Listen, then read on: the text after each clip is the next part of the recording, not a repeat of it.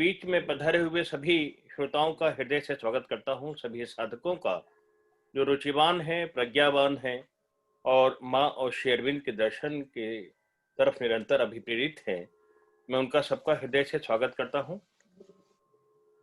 Shri Arvind society Hindi क्षेत्र द्वारा जो विशेष पहल की गई है और जिसमें विशेष भूमिका श्री अरविंद सोसाइटी हिंदी क्षेत्र के उपाध्यक्ष माननीय श्री मनोज शर्मा जी की रही है, और मैं माननीय संपदानंद मिश्रा जी के प्रति बहुत आभारी हूं कि उनका भरपूर निर्देशन और सहयोग हम और प्रेरणा हमको मिल रही है। तो ये एक वार्तामाला श्रृंखला है और श्री अरविंद के 150वें जन्मोत्सव के अवसर पे आध्यात्म के संवाद के नाम से ये बहुत सुंदर वार्तामाला श्रृंखला शुरू हुई है। और अभी तक हम पिछले 5 जो पुष्प हमने अर्पित किए थे प्रभु के चरणों में वार्तामालाओं के, उनमें बड़े बड़े विद्वानों को हमने सुना भारतवर्ष के। आज का जो हमारा वार्तामाला क्रम है उसका विषय है आध्यात्म के संवाद में हमारे संविधान के सांस्कृतिक प्रतीक।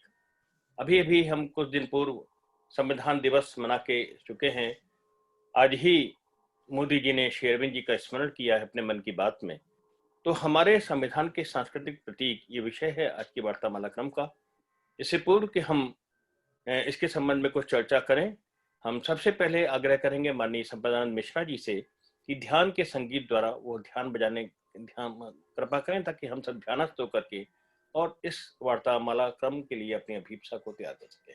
माननीय मिश्रा जी।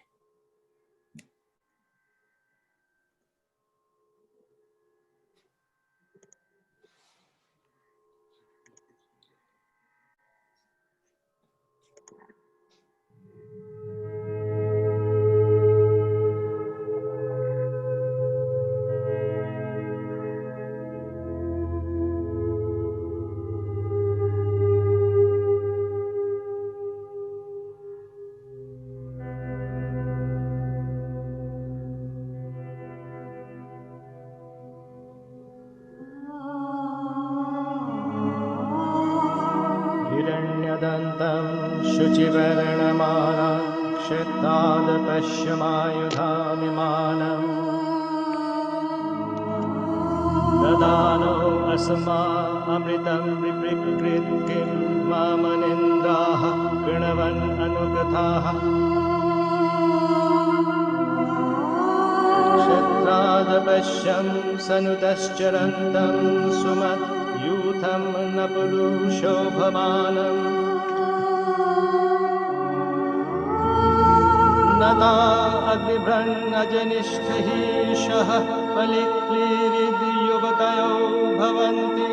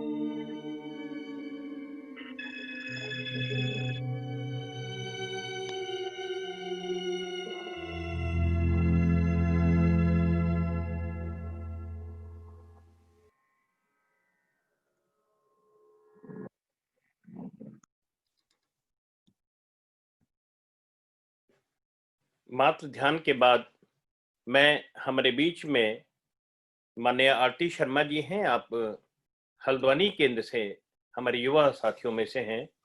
मैं उनसे आग्रह करूंगा कि वह जो सर्वप्रथम हमारे सामने इस वार्तामाला क्रम के शुरू होने के पहले 3 मई 1914 की मां की प्रार्थना प्रस्तुत करने की कृपा करें।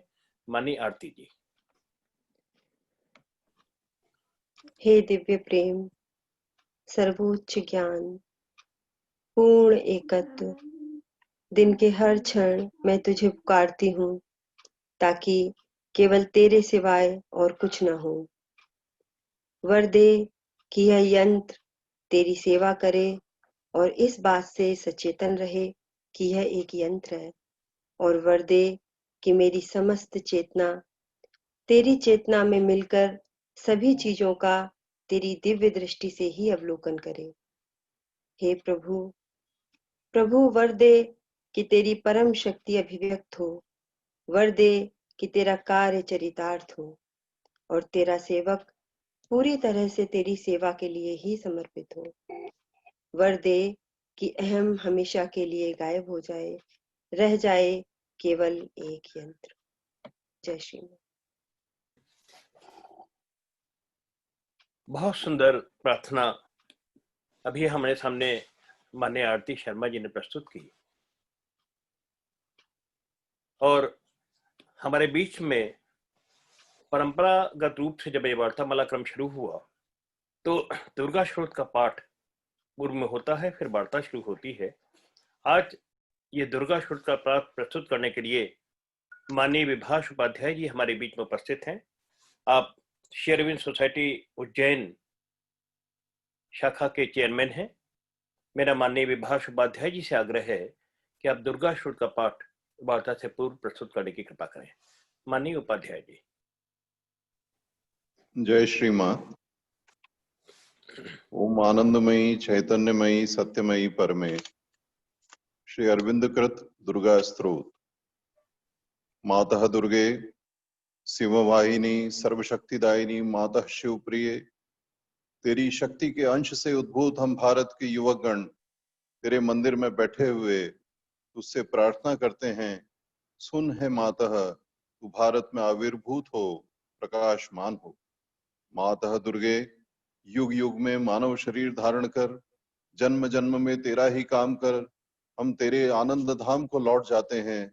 इस बार भी जन्म लेकर हम तेरे ही कार्य के व्रती हैं। सुन है माता, तू भारत में आविर्भूत हो, हमारी सहायक हो। माता दुर्गे सिंहवाहिनी त्रिशूल धारणी, वर्मावृत सुंदर शरीर धारणी जयदायिनी माता, तेरी प्रतीक्षा में भारत तेरी उसी मंगलमयी मूर्ति को देखने के लिए उत्सुक है। सुन है माता, तू भारत में आविर्भूत हो, प्रकाशमान हो। माता दुर्गे बलदायिनी प्रेमदायिनी ज्ञानदायिनी शक्ति स्वरूपिणी भीमे सौम्य रौद्र रूपिणी, जीवन संग्राम और भारत संग्राम में तेरे ही प्रेरित हम सब योद्धा हैं। दे माता, प्राण और मन में असुर की शक्ति दे, असुर का उद्यम दे। दे माता, हृदय और बुद्धि में देवता का चरित्र दे, देवता का ज्ञान दे। माता दुर्गे जगत श्रेष्ठ भारत जाति घोर तिमिर से आछन्न थी, तू है माता गगन प्रांत में धीरे धीरे उदय हो रही है। तेरे स्वर्गीय शरीर की तिमिर विनाशी आभा से उषा का प्रकाश हुआ है।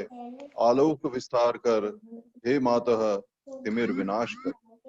माता दुर्गे श्यामला सर्व सौंदर्य अलंकृता, ज्ञान प्रेम शक्ति की आधार भारत भूमि, तेरी विभूति इतने दिनों तक शक्ति संभरण के लिए अपने आप को छिपा रही थी। आगत युग में, आगत काल में जगत का भार कंधे पर लाद कर भारत जननी उठ रही है। आ है माता, प्रकट हो। माता दुर्गे, हम तेरी संतान तेरे प्रसाद से तेरे प्रभाव से महत् कार्य के महत् भाव के उपयुक्त हो जाएं। हे माता, विनाश कर क्षुद्रता, विनाश कर स्वार्थ, विनाश कर भय। माता दुर्गे काली रूपिणी निर्मुंड मालिनी दिगंबरी कृपाण पाणी देवी, असुर विनाशिनी, अपने क्रूर निनाद से अंतस्थ रिपुओं का विनाश कर। इनमें से एक भी हमारे अंदर जीवित न रहे, जिससे कि हम विमल निर्मल हो जाएं। यही प्रार्थना है। हे माता, प्रकट हो। माता दुर्गे स्वार्थ से, भय से, क्षुद्राक्षयता से भारत म्रियमाण हो रहा है।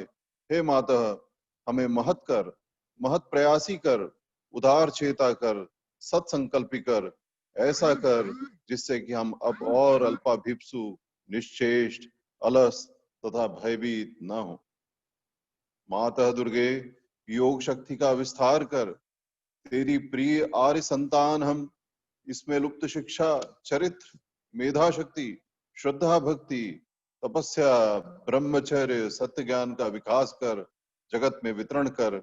हे दुर्गति नाशिनी जगदम्बे, मनुष्य की सहायता के लिए प्रकट हो। माता दुर्गे, अंतस्थ रिपुओं का संहार करके बाहर के बाधा विघ्नों को निर्मूल कर। बलशाली, पराक्रमी, उन्नत चेता जाति भारत के पवित्र काननों में, उर्वर खेतों में, गगन सहचर पर्वतों के तले, पूत सलीला नदियों के तीर पर एकता से, प्रेम से, सत्य शक्ति से, शिल्प से, साहित्य से, विक्रम से, ज्ञान से श्रेष्ठ होकर निवास करे। मात्र चरणों में यही प्रार्थना है। हे माता, प्रकट हो। माता दुर्गे, हमारे शरीर में योग बल द्वारा प्रवेश कर। हम होंगे तेरे यंत्र, तेरी अशुभ विनाशी तलवार राशि, तेरे अज्ञान विनाशी प्रदीप। हे माता, भारत के युवकों की इस आशा को पूर्ण कर। यंत्री बनकर यंत्र चला, अशुभ हंत्री होकर तलवार घुमा, ज्ञान दीप्त प्रकाशिनी होकर हाथ में प्रदीप ले प्रकाशमान हो। माता दुर्गे, अब की बार तुझे पाने पर अब और तेरा विसर्जन नहीं करेंगे। श्रद्धा, भक्ति और प्रेम की डोर से तुझे बांध लेंगे। आ माता, हमारे मन, प्राण और शरीर में प्रकट हो। वीर मार्ग प्रदर्शनी आ, अब हम तेरा विसर्जन नहीं करेंगे। हमारा सारा जीवन ही अनवच्छिन्न दुर्गा पूजा हो। हमारे समस्त कार्य अविरत, पवित्र, प्रेममय, शक्तिमय, मात्र सेवा व्रत से युक्त हो। यही प्रार्थना है। हे माता, तू भारत में आविर्भूत हो, प्रकाशमान हो। जय श्री मां। माता, तू भारत में आविर्भूत हो, प्रकाशमान हो।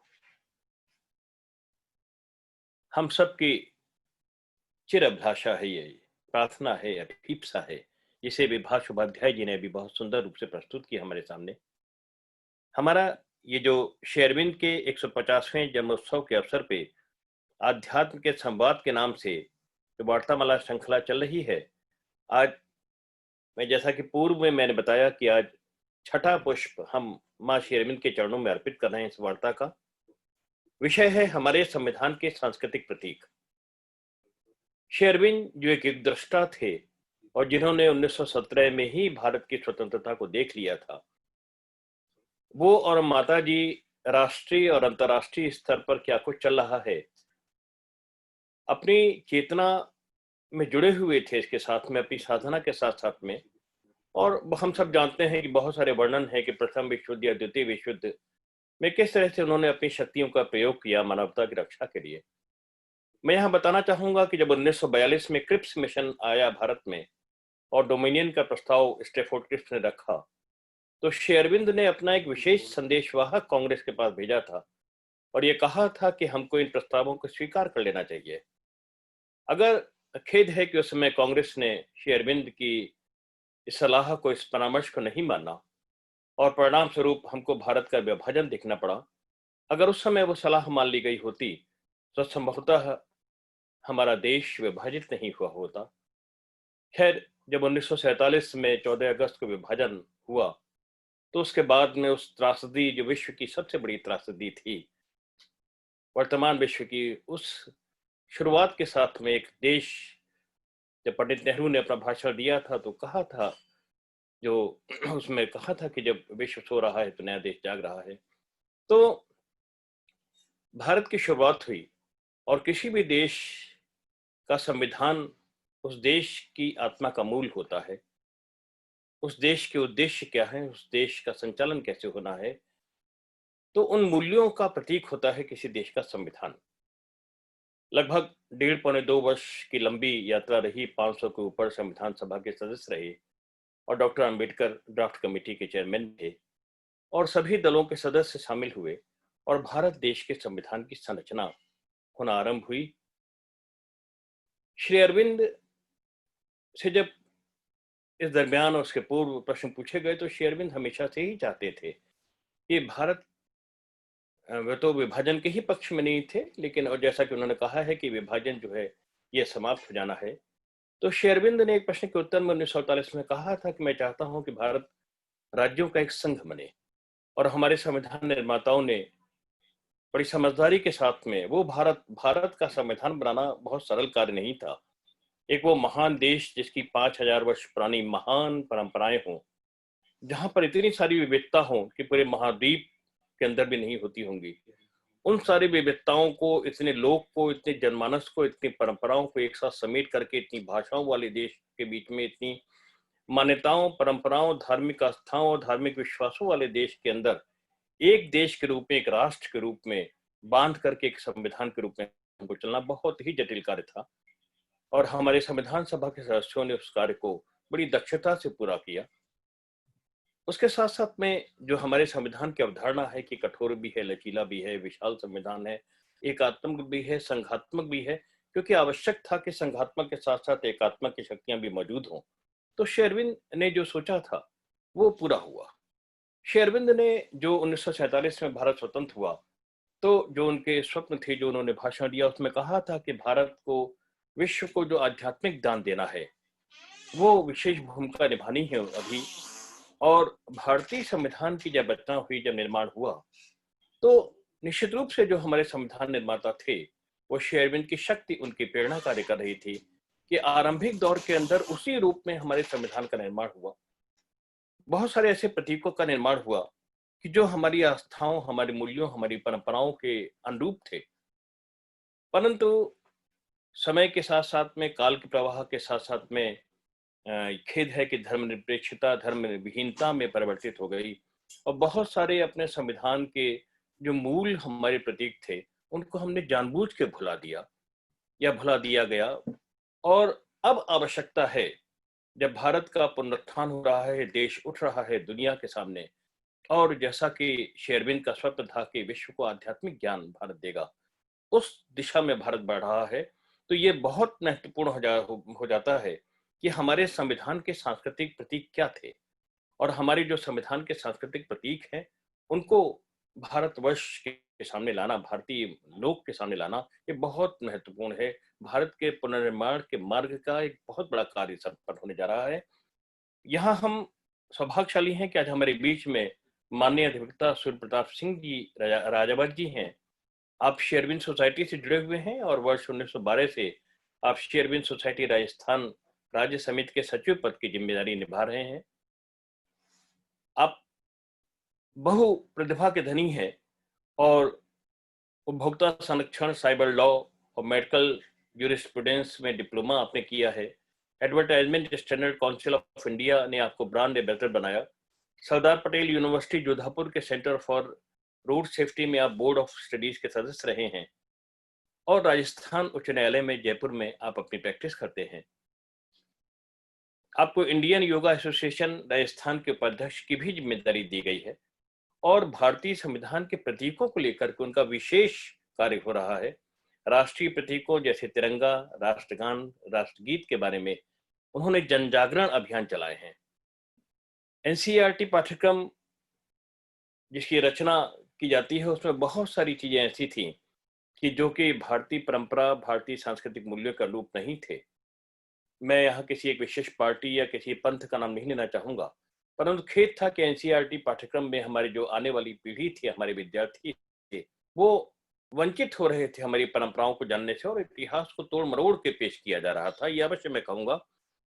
तो इस तरह के 3 दर्जन से ज्यादा क्रांतिकारियों के नाम जब एनसीईआरटी पाठ्यक्रम में हटाए गए तो उसका विरोध माननीय राजावत जी ने किया और सफलतापूर्वक श्री अरविंद, नेताजी सुभाष चंद्र बोस, स्वामी विवेकानंद आदि के बारे में फिर से पाठ्यक्रम के अंदर विषय वस्तु जुड़वाई गई। ये जो भारतीय हस्तलिखित मूल संविधान है जिस पर माननीय संविधान सभा के सदस्यों ने हस्ताक्षर किए हैं, उसे संसद की लाइब्रेरी में नाइट्रोजन गैस की पेटी में सुरक्षित रखा गया है ताकि वो भौगोलिक प्रभावों से मुक्त रहे और सुरक्षित रहे। उस हस्तलिखित मूल संविधान की प्रतिकृति हिंदी और अंग्रेजी में आपके पास है। मूल संविधान में भारतीय सभ्यता के चित्रण को जनमानस तक पहुंचाने के लिए संविधान दिवस पर सभी चित्रों की प्रदर्शनी जवाहरलाल कला केंद्र, उच्च न्यायालय, जयपुर, जोधपुर और गुवाहाटी में लगाई गई है। ये आपका ही प्रयास है। आपके लेख समय समय पर पत्रिकाओं में छपते रहते हैं।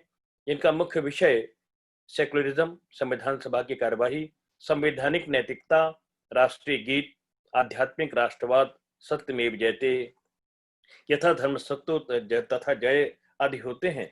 तो इस तरह से हम देख रहे हैं कि एक ऐसा अनछुआ विषय जिससे कि हमारी आने वाली पीढ़ी को वंचित रखा जा रहा था, और संविधान हमारा, संविधान की मूल आत्मा से हम परिचित नहीं हो पा रहे थे। तो वो जो हमारे आध्यात्मिक मूल्य थे, वो जो हमारे सांस्कृतिक प्रतीक थे, जो चित्रों के रूप में, मान्यताओं के रूप में हमारे संविधान में प्रस्तुत किए गए, वो पुनः जनमानस के सम्मुख लाने का बहुत बड़ा कार्य हमारे बीच में हमारे आज के माननीय वक्ता बोल रहे हैं। तो मैं अब ज्यादा समय न लेते हुए हमारे आज के हमारे विद्वान वक्ता माननीय श्री सूर्य प्रताप सिंह राजावत जी को आमंत्रित करता हूं कि वे हमको हमारे संविधान के सांस्कृतिक प्रतीकों के बारे में बताने की कृपा करें। माननीय राजावत जी। धन्यवाद भैया। जी, स्वागत है। धन्यवाद। और आज इस वेबिनार के माध्यम से हम सब जो इकट्ठा हुए हैं, इसके अंदर आप सभी लोग विद्वज्जन, मेरे सीनियर्स और मेरे जो सहयोगी हैं, उन सबको मैं नमस्कार करता हूं। और माताजी श्री अरविंद को स्मरण करते हुए आज का जो विषय है, इसके बारे में मैं मेरी बात रखने की कोशिश करता हूं। सबसे खतरनाक क्रांति में जाने वाले श्री अरविंद, बंग भंग को विफल करने वाले श्री अरविंद, स्वदेशी का नारा दिया, राष्ट्र शिक्षा पर विचार दिया, सशस्त्र क्रांति के पक्षधर, जिसे भवानी मंदिर में पूरी तरह से पढ़ा जा सकता है। श्री अरविंद युग दृष्टा, युग पुरुष, योगी, महर्षि, कवि, क्रांतिकारी, मानवतावादी और विश्व कल्याण के लिए जब भारत की आजादी के बारे में पूरी तरह से विश्वस्त हो गए, तब संसार को उद्धार करने के लिए, सुपर माइंड के अवतरण के लिए साधना में लीन होने वाले श्री अरविंद। अब जब हम इतनी सारी बात करते हैं, उसके बाद कई प्रश्न आते हैं कि श्री अरविंद जब पूरे स्वतंत्रता संग्राम का जो आंदोलन था उसमें जुड़े रहे, उसको एक नई दिशा दी।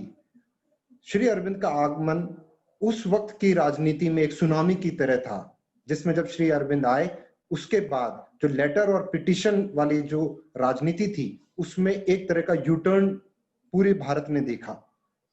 इसी के बाद एक समय आया जब श्री अरविंद को पूरी तरह से विश्वस्त हुए कि अब भारत आजाद होने वाला है, और उसके बाद इस पूरी मानव जाति को आजाद कराने के लिए श्री अरविंद पौंडीचेरी की तरफ प्रस्थान किया।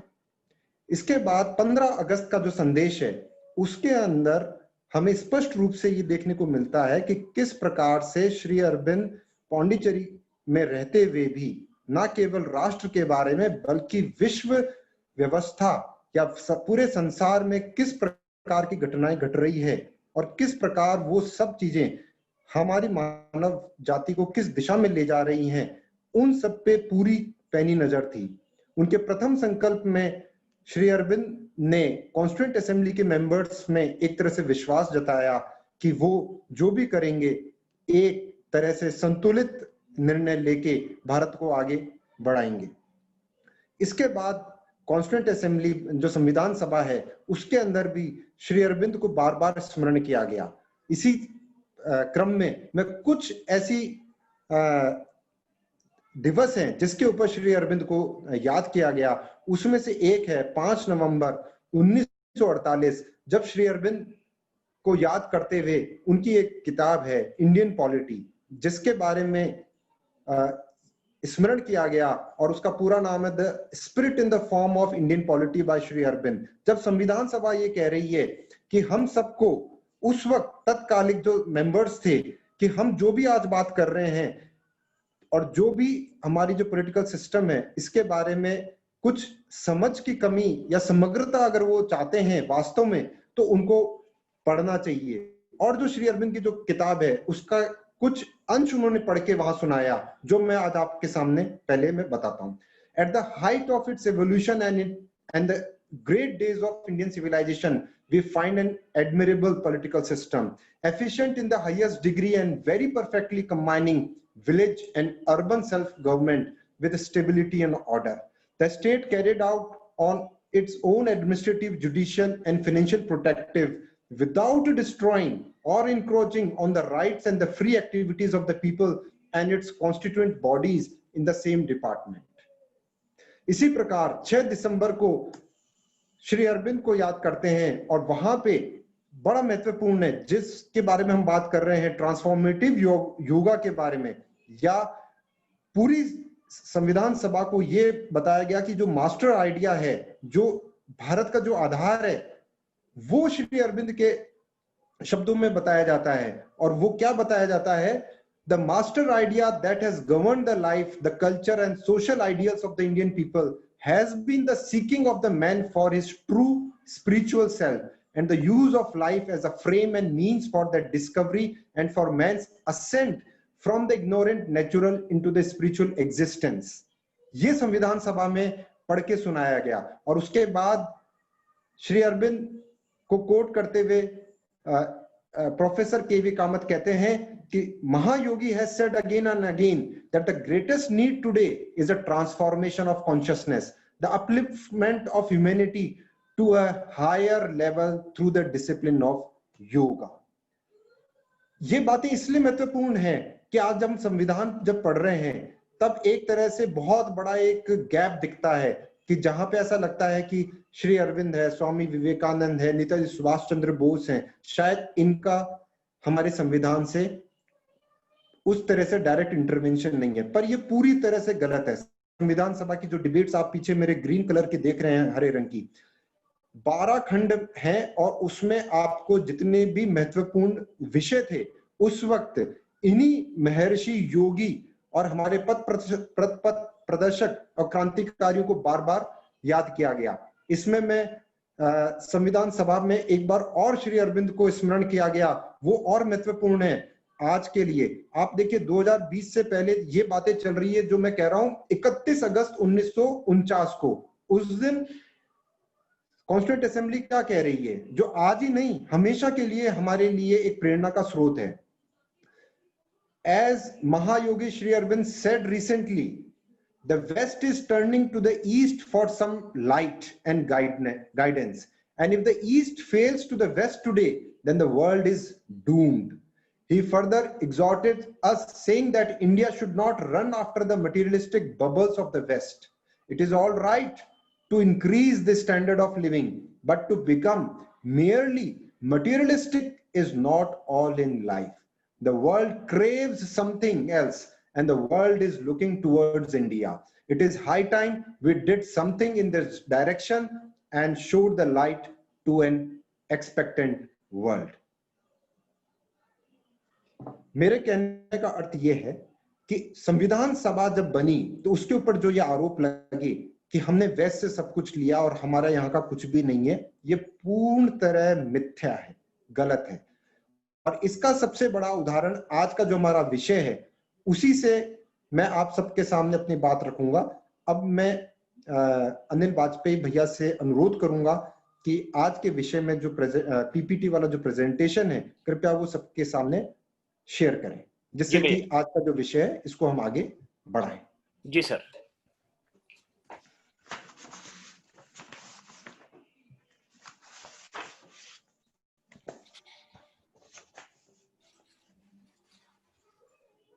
नेक्स्ट भैया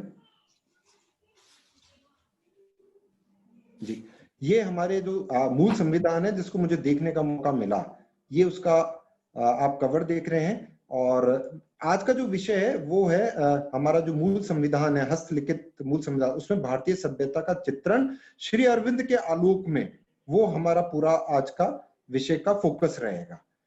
ये जो आप येलो देख रहे हैं, ये गोल्डन स्प्रे किया गया था। ये भी मैं कुछ और रोचक तथ्य हैं वो भी मैं आपके साथ शेयर करता रहूंगा। नेक्स्ट भैया, ये हमारा जो राष्ट्रीय संप्रतीक है, ये इसी जिस क्रम में मैं आपको दिखा रहा हूं, ये उसी क्रम में आपको मूल संविधान में मिलेंगे। नेक्स्ट भैया। ये सबसे महत्वपूर्ण कलात्मक पक्ष है जिसके बारे में मैं बारी बारी से आपके सामने बात करूंगा, जो कि 22 भागों में हमारा संविधान बटा हुआ है। अब जब 22 भाग में बटा हुआ है तो उसमें कानून की सारी बात आती है, लेकिन कानून की बात के साथ साथ किस प्रकार से डॉक्टर राजेंद्र प्रसाद जी ने और प्रोफेसर केटी शाह साहब ने हमारा पूरा जो भारतीय संस्कृति और सभ्यता और हमारी जो आध्यात्मिक जो विरासत है, इसको भविष्य के लिए एक तरह से हमेशा के लिए रख दिया है। और यही कारण है कि जो संविधान 1950 में जिस पे हस्ताक्षर हुए, आज 2020 में हम उसके बारे में बात कर रहे हैं, क्योंकि डॉक्टर राजेंद्र प्रसाद जी को इस तरह का लगा कि ऐसा ना हो कि आने वाली पीढ़ी ये समझे कि जो भारत है वो सिर्फ 1947 या 1950 में ही इसका अस्तित्व आया है, और इस ऐसा कोई प्रोपोगेंडा या ऐसा कोई दुष्प्रचार ना हो, इसलिए उन्होंने इस संविधान के माध्यम से ही जो हमारी 5000 साल पुरानी संस्कृति है उसको 22 भागों में चित्रों के माध्यम से हमें बताया है। भैया नेक्स्ट पेज। ये हमारा जो प्रेम्बल है, इसके बाद ये आता है, इसको बड़ा खूबसूरत है जिसको आप देख रहे हैं, और प्रेम्बल में आप की जो खूबसूरती है वो अपने आप ही देखने को बनती है। नेक्स्ट भैया।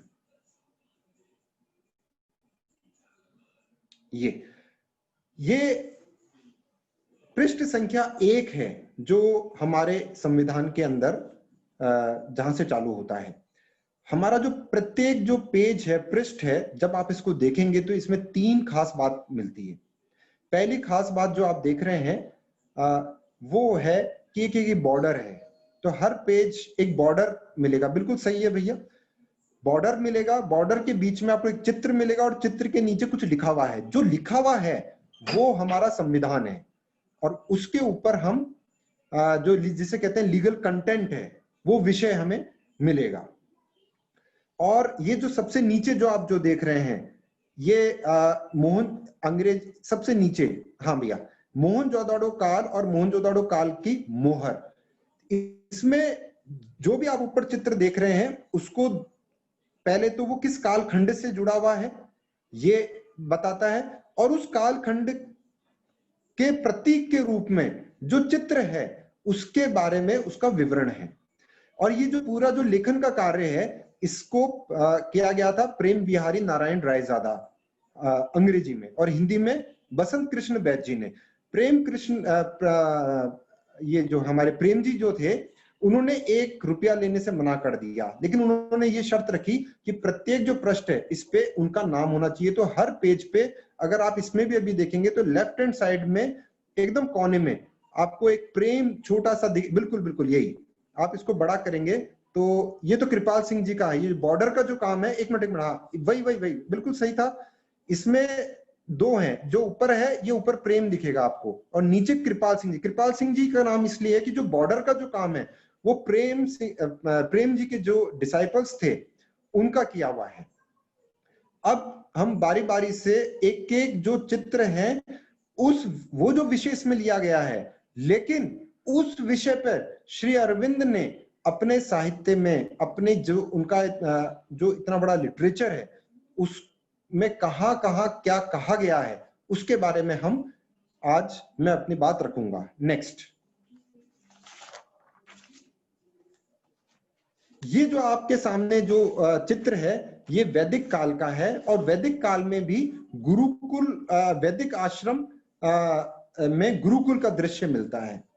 अब बात अगर इतनी सी होती तो बात दूसरी थी, लेकिन सबसे सुंदर, स्पष्ट, सरल, और जिसको मैं कहूं कि एकदम एकाग्र रूप से अगर कहीं कुछ इस चित्र के बारे में ढूंढने पर मिलता है तो वो मैं आपके सामने श्री अरविंद के शब्दों में पढ़कर सुनाता हूं। जो श्री अरविंद वेदों के बारे में क्या कह रहे हैं और जितना स्पष्ट रूप से हमें पढ़ने को समझने को मिलेगा।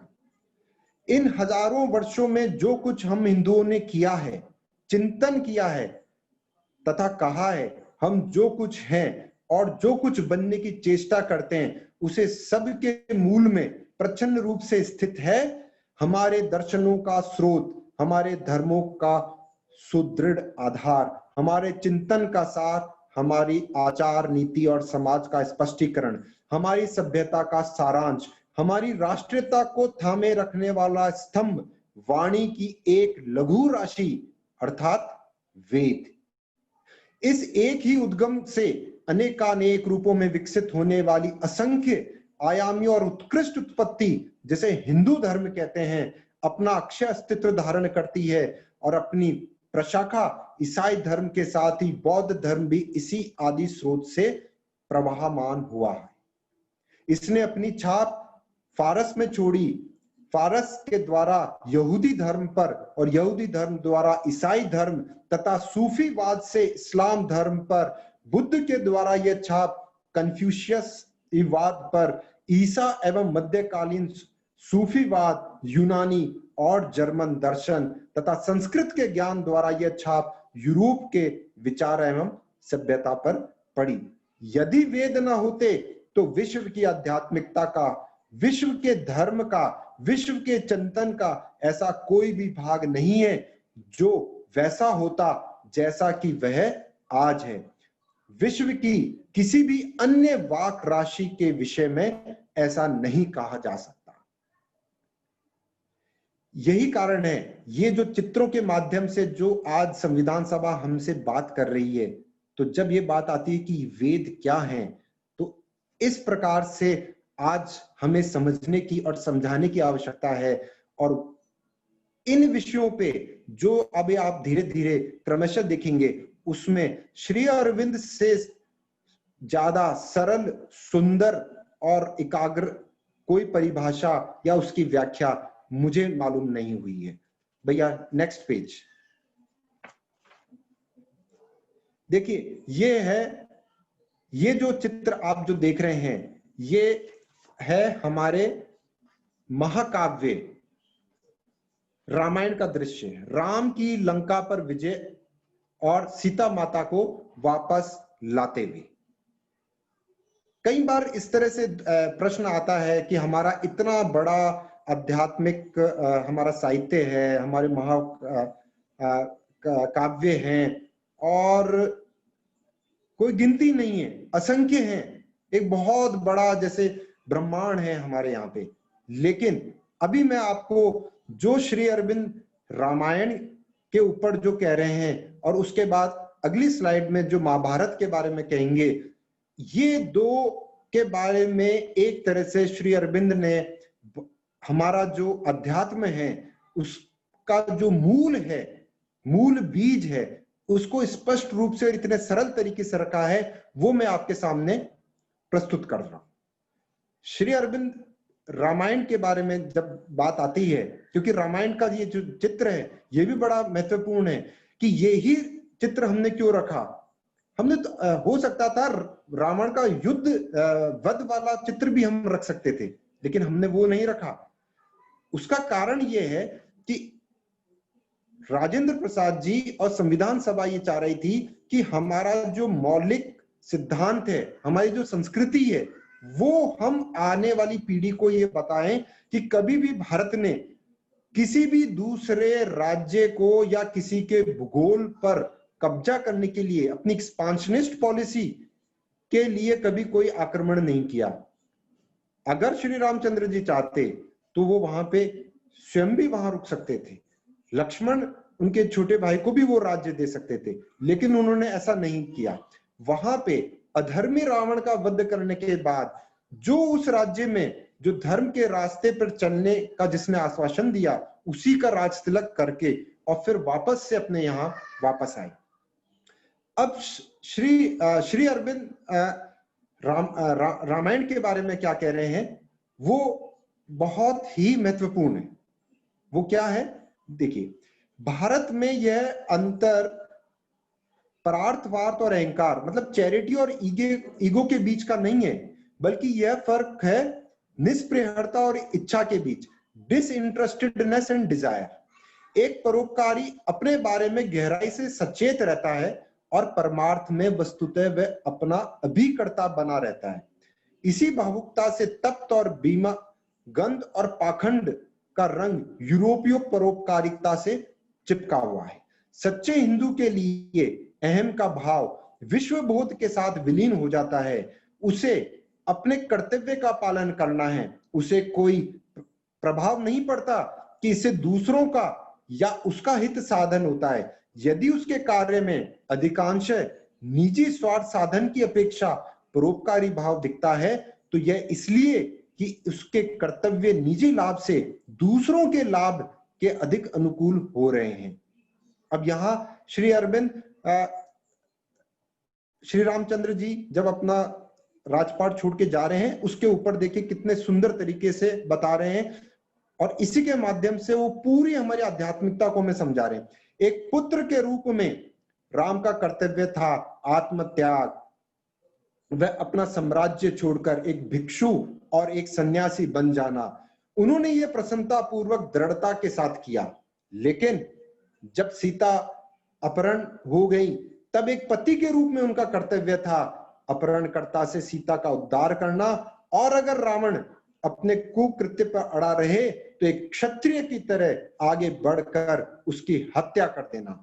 इस कर्तव्य का पालन भी वे उसी अटल शक्ति से करते हैं जैसे पहले कर्तव्य का पालन किया था। वे सत्य के मार्ग से केवल इसलिए नहीं हटते कि यह उनके निजी स्वार्थ से मेल खाता है। देखिए कितना महत्वपूर्ण बात है, मुझे यहां मिली है श्री अरविंद के इन शब्दों में, जिसको हम कहते हैं कि इगोइस्टिक ट्रैप में नहीं फंसना चाहिए, जिसको कहते हैं सात्विक अहंकार के जाल से भी हमें बचा रहना है। तो इसी प्रकार हम जब आगामी नेक्स्ट पेज भैया, जो हमारा जो ये जो चित्र आप जो देख रहे हैं ये किसका है? ये भी महाकाव्य काल का है, महाभारत का चित्र है, और महाभारत के चित्र में भी भगवत गीता के कथन वाला चित्र है। उसके अंदर भी बहुत, महाभारत के अंदर अलग अलग घटनाएं घटी और उसमें भी हम लग सकते थे, एक चित्र आ सकता था, लेकिन ये चित्र इसलिए रखा है जिससे कि हम जो इस संविधान से गवर्न है हम ये समझ सकें कि गीता का जो ज्ञान है वो सबका ज्ञान है, वो मानव मात्र के लिए ज्ञान है। उसको किसी पंथ से, किसी संप्रदाय से या किसी कल्ट से जोड़ना एकदम नैरो माइंडेड है। अब जब श्री अरविंद महाभारत के बारे में या कौरव पांडव के बारे में जब बात करते हैं तब उन्होंने जो कहा वो मैं आपको सुनाता हूं।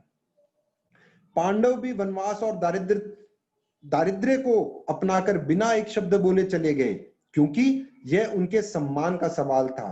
लेकिन कठिन परीक्षा समाप्त होने पर यद्यपि उन्होंने समझौते के लिए भरकस झुककर कोशिश की, परंतु दुर्योधन के सामने धराशायी नहीं हुए, क्योंकि एक क्षत्रिय के रूप में यह उनके कर्तव्य था कि वे संसार को अन्याय के राज्य से बचाएं, क्योंकि उन्हीं की वजह से अधर्म राज्य बना हुआ था।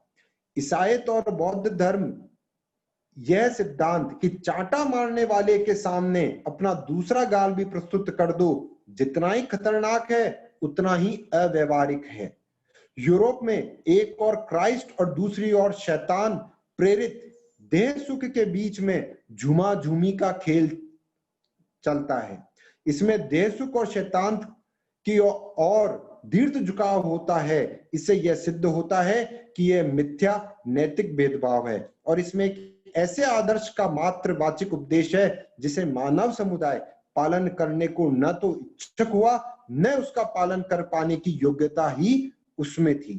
तटस्थ होकर निस्वार्थ कर्तव्य का पालन सबसे समर्थ पौरुष की वीर गाथा है। इसके विपरीत तमाचा मारने वाले के सामने दूसरा गाल प्रस्तुत कर देना कमजोर और कायर की अब कीर्ति कथा है। ये दो बातें जो अभी रामायण और महाभारत के बारे में जो अभी आपके सामने मैंने रखी, इससे स्पष्ट हो रहा है कि भारत में जब हम बात करते हैं हमारी आध्यात्मिकता का, उसका जो मेन जो स्रोत है, जो प्रेरणा है या उसका जो बीज है, वो इन चीजों से स्पष्ट होता है। इसी प्रकार हम आगे चलेंगे। अनिल भैया नेक्स्ट पेज। गौतम बुद्ध का ये जो चित्र है ये हमें सामने मिल रहा है, और गौतम बुद्ध का जो ये है, ये उनके एक जीवन की झांकी है जिसको दिखाने की कोशिश की गई है। इसके ऊपर भी श्री अरविंद ने बहुत सुंदर लिखा है, क्योंकि गौतम बुद्ध के बारे में ज्यादातर एक शून्यता और उस तरह की जब निर्वाण की जब बात आती है, तो उसके ऊपर श्री अरविंद जो कह रहे हैं वो मैं आपको संक्षिप्त में मैं ये बताना चाह रहा हूं, जहां श्री अरविंद कहते हैं कि यदि सत्ता का निषेध करने वाले इस अत्यंत एकांतिक दर्शन में भावनात्मक प्रवृत्ति विद्यमान थी, तो भारतीय संस्कृति के समग्र स्वरूप में ये कहीं अधिक व्यापक रूप में उपस्थिति थी। अर्थात श्री अरविंद कह रहे हैं कि गौतम बुद्ध के द्वारा जिस प्रकार से निर्वाण को बताया गया, वो आध्यात्मिक यात्रा का मात्र एक पड़ाव था और पड़ाव रहा, और उस समय उस काल के दौरान उस चीज को काफी व्यापक रूप में स्वीकार किया गया, परंतु उसके कारण ही जितनी संपन्नता और जितना ज्यादा समृद्धि हुई वो एकमात्र एक पक्ष था, जबकि अगर हम चार पुरुषार्थ की जब बात करते हैं तो वो उससे भी ज्यादा विहंगम है। इसी प्रकार हम नेक्स्ट पेज भैया।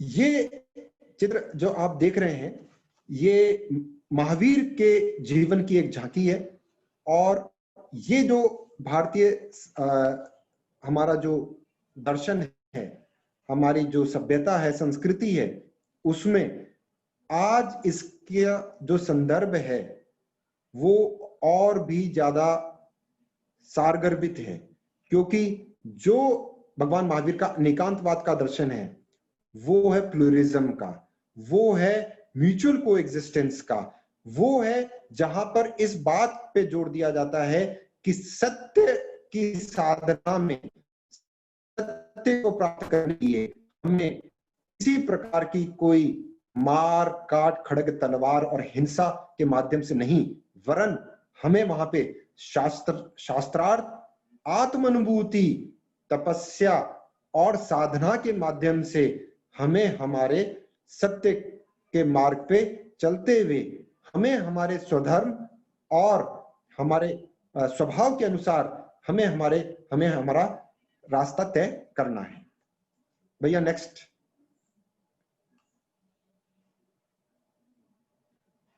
ये जो आप चित्र देख रहे हैं ये है सम्राट अशोक द्वारा भारत और विदेशों में बौद्ध धर्म के प्रचार को चित्रित करता है एक दर्शन जो मौर्य काल से संबंधित है।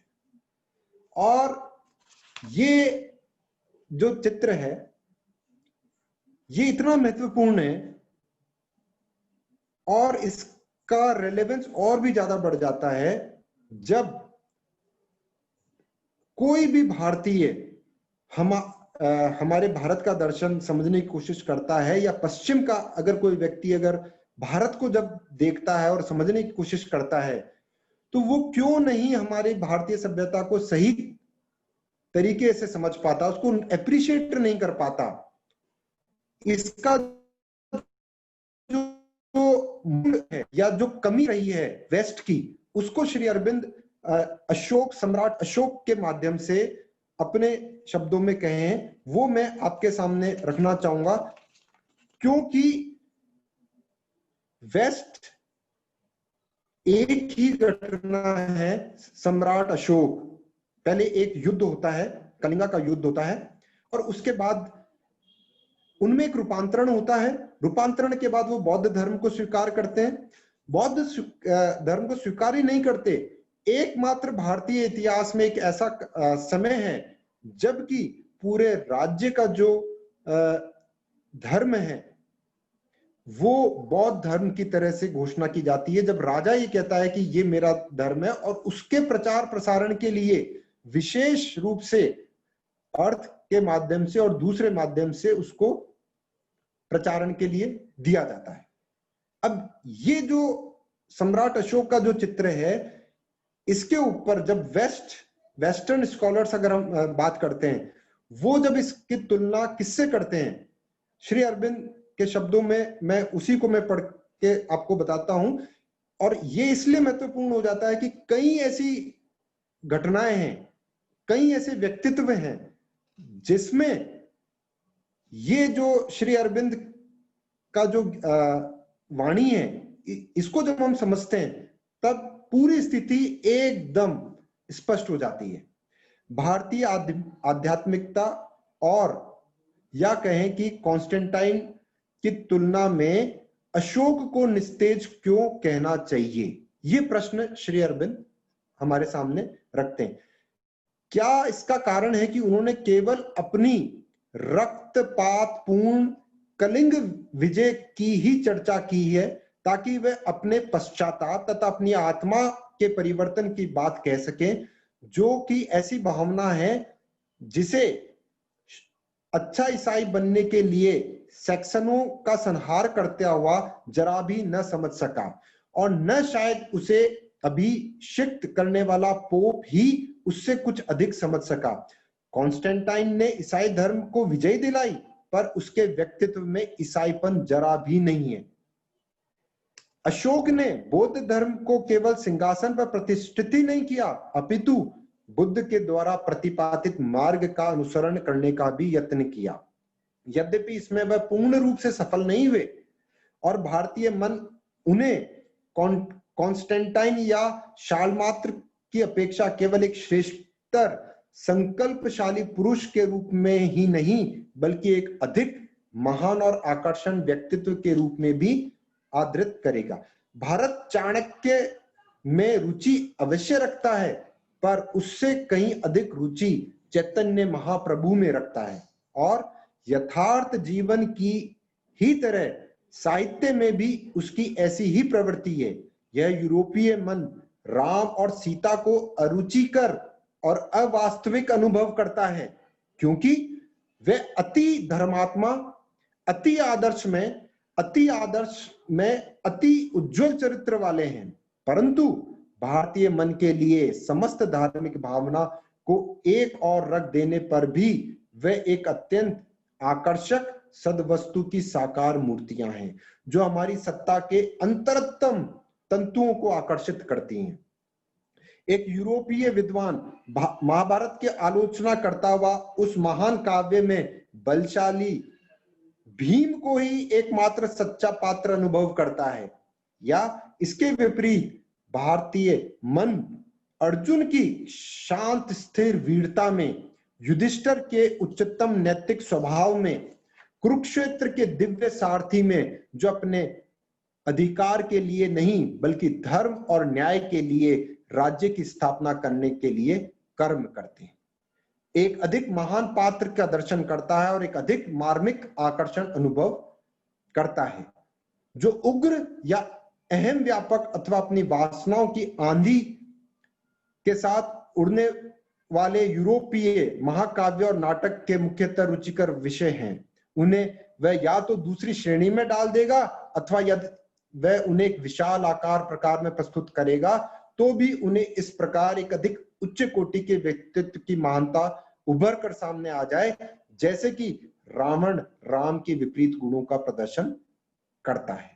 अर्थात श्री अरविंद ये कह रहे हैं कि भारतीय मानस को, अध्यात्म को समझने के लिए न केवल हमें तीन गुण जो हैं, तमस, रजस, सात्विक गुण, बल्कि त्रिगुणातीत इन चारों स्थितियों को समझे बिना भारतीय दर्शन, भारतीय महाकाव्य, भारत की जो मौलिक सभ्यता है इसको यूरोप या भारत में भी जो यूरोपीय माइंड है वो उसको कभी भी स्वीकार नहीं करते। उनके लिए वो सिर्फ एक कल्पना है, जबकि भारतीय मन इस प्रकार के जो आदर्श हैं उनको पूरी तरह से ना केवल स्वीकार करता है बल्कि उनको आदर्श के रूप में रखते हुए पूरा जीवन, अपनी पूरी अध्यात्म की यात्रा उन आदर्शों को प्राप्त करने के लिए अग्रसर रहता है। आगे वाला चित्र भैया। देखिए ये संविधान में ये सारे चित्र जो हैं, अब ये इसलिए महत्वपूर्ण है कि इन चित्रों के माध्यम से हम हमारी भारतीय संस्कृति और सभ्यता जो है इसके बारे में मनन करें, चिंतन करें। और सबसे महत्वपूर्ण है कि भारतीय संस्कृति को समझने के लिए भारतीय मानस और भारतीय जो मनीषी हैं, जिनमें मैं श्री अरविंद को सबसे ऊपर रख के देखता हूं, और उसका कारण यही है, अभी आप मुझे ज्यादा कहने की जरूरत नहीं है, जितना अभी हमने बात रखी उससे कितना स्पष्ट हो रहा है किस प्रकार से कितने लोग लिखते हैं what is India, discovery of India, लेकिन फिर भी वो डिस्कवरी अधूरी रह जाती है। वो जो भारत की जब बात करते हैं वो कहीं ना कहीं यूरोपीय माइंड का वो जो एक तरह से उनके ऊपर जो छाया है वो उससे मुक्त नहीं हो पाते, और इसीलिए वो उसको हमेशा से एकदम मिस्टिसिज्म, रहस्यवाद, इस तरह के शब्द देके और आगे बढ़ने की कोशिश करते हैं, लेकिन मूल और मौलिक बातों को वो उसका उत्तर नहीं दे पाते, उस दिशा उस और न तो दिशा दे पाते हैं न ही दशा को स्पष्ट कर पाते। अब हमारे संविधान में ये जो आप चित्र देख रहे हैं, ये एक यक्ष का चित्र है, और जो कि अगर काफी लोग इसको देखने के बाद ये कहते हैं कि ये शायद अशोक वाटिका से हनुमान जी छलांग लगा के बाहर आ रहे हैं, और ऐसा भी हो सकता है, परंतु मैंने जितने आर्टिस्ट से बात करी है उनका ये कहना है कि ये यक्ष जो होता है उसका चित्र है, और हमारे पूरे 22 भागों में जो कला है उसको कितना महत्वपूर्ण स्थान दिया गया है संविधान सभा द्वारा। ये यही है कि भारत ने कभी भी किसी भी रूप को नकारा नहीं है, बल्कि कला के माध्यम से, और कला का आधार भी आध्यात्मिक ही रहा है। इसको भी हम आने वाली जो 2 कला की जो चित्र है उसमें मैं श्री अरविंद के शब्दों में ही आपके सामने रखूंगा। भैया नेक्स्ट पेज।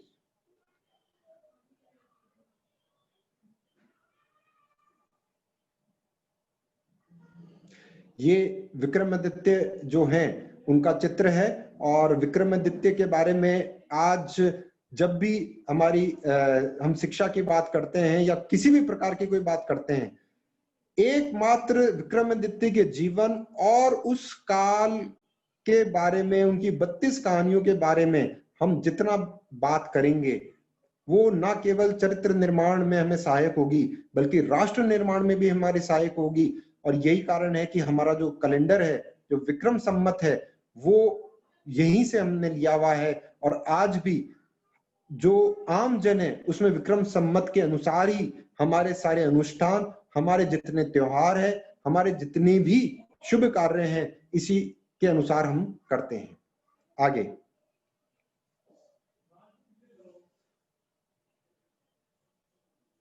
देखिए, इन्हीं चित्रों में आप ये सोच रहे हैं मैं सिर्फ चित्र कह रहा हूं, लेकिन अब मैं आपको ये बता दूं कि हम करीबन 12 जो भाग है हमारे संविधान के, हम वो पूरे कर चुके हैं। और ये सिर्फ चित्रों के अलावा इन सब में कंटेंट है। हमने फंडामेंटल राइट्स हम पढ़ चुके हैं, directive principles of state policy पढ़ चुके हैं, सिटीजनशिप वाली बातें कर चुके हैं, स्टेट यूनियन, वो सारी चीजों के बारे में आज मैं ज्यादा बात नहीं कर रहा। मेरा पूरा फोकस सिर्फ और सिर्फ चित्र के माध्यम से जो उसमें आध्यात्मिकता का जो पक्ष है वो आपके सामने रखने का मैं प्रयास कर रहा हूं। ये चित्र इतना महत्वपूर्ण है कि नालंदा विश्वविद्यालय नालंदा विश्वविद्यालय का चित्र हमारे संविधान में दिया गया है, वो इस बात का प्रतीक है कि भारत में अगर पूर्व में वैदिक काल में भी गुरुकुल का चित्र था, और ये जब हम नालंदा विश्वविद्यालय है गुप्त काल खंड का, तो आप ये देखिए हमारे यहाँ जो शिक्षा है और ज्ञान है, ज्ञान को ही सर्वोपरि रखा, और ज्ञान के लिए भारत में पूरे विश्व से लोग आते थे, ज्ञान यहां से लेते थे, और यहाँ का जो ज्ञान था वो सर्वांगीण था। जब तक हमारे पास या किसी भी राष्ट्र देश के पास किसी संस्था के बाद गुणवत्ता नहीं होगी, वो जो हमारे जीवन के जो प्रश्न हैं उनका उत्तर नहीं देगा, तब तक उस शिक्षा, वैसी शिक्षा सभी को चाहिए जो इन सबको उत्तर दे सके। और यही कारण है कि नालंदा विश्वविद्यालय, हम सब याद रखें कि भारत ने शिक्षा में हमेशा बहुत ऊपर शिखर पे रहे हैं, ये भी हम ना भूलें। नेक्स्ट पेज भैया।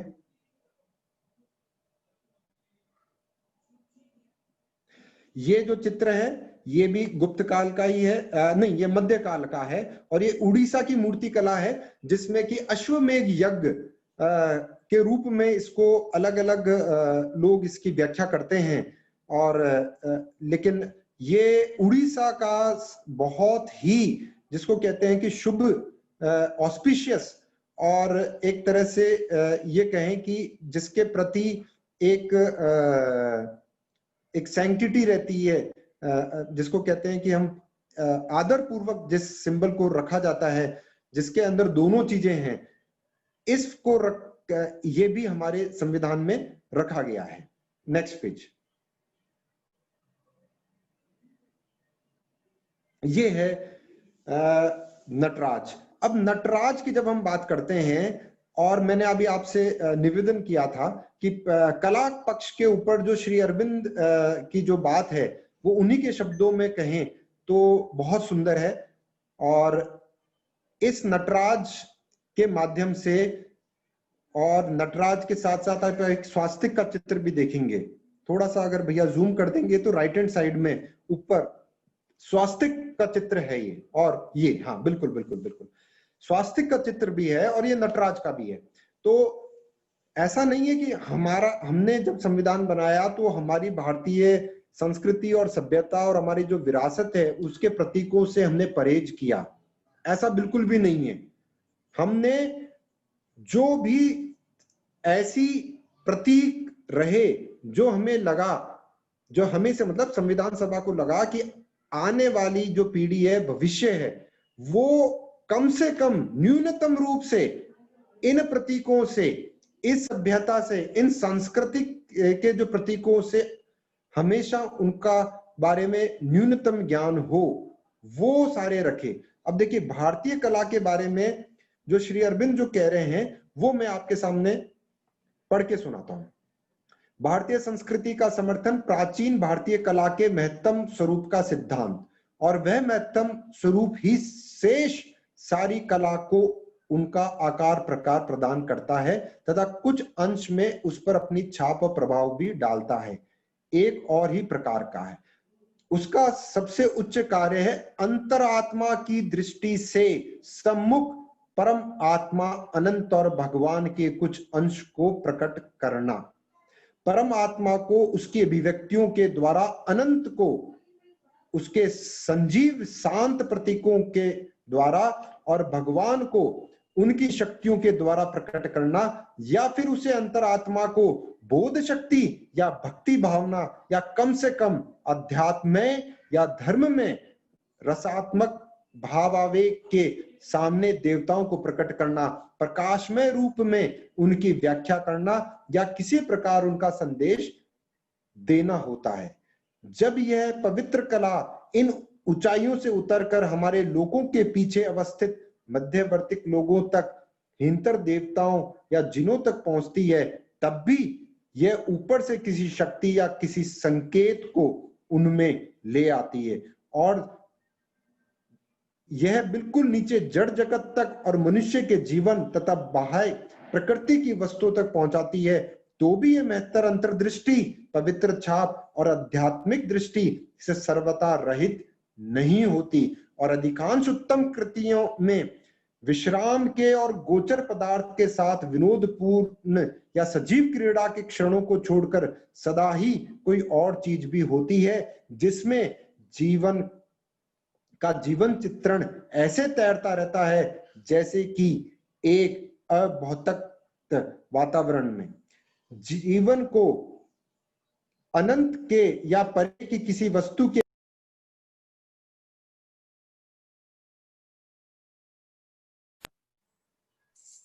यह बात नहीं है। समस्त भारतीय कृतियां इस आदर्श को चरितार्थ करती हैं, या निसंदेह उनमें ऐसी भी बहुत सी जो इस ऊंचाई तक नहीं पहुंचती, नीचे रह जाती है, निष्प्रभाव या यहां तक कि विकृति होती है, परंतु सर्वश्रेष्ठ तथा अत्यंत विशिष्ट प्रभाव एवं कार्यान्वित ही किसी कला को अपनी रंगत देती है, और इन्हीं के द्वारा हमें निर्णय करना चाहिए। सच पूछो तो भारतीय कला का भी आध्यात्मिक लक्ष्य और मूल तत्व वही है जो शेष भारतीय संस्कृति का है, अर्थात भारत में हमेशा से कोई भी कार्य किया हो जिसमें कि कला भी उसमें है, उसमें भी आध्यात्मिकता को उससे अलग नहीं रखा गया है।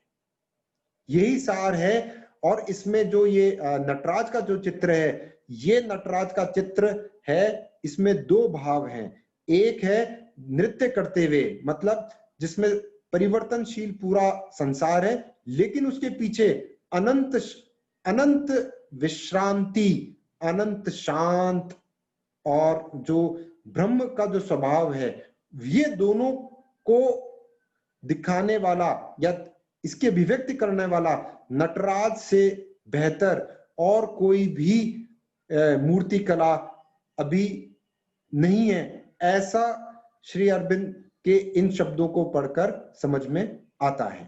नेक्स्ट भैया।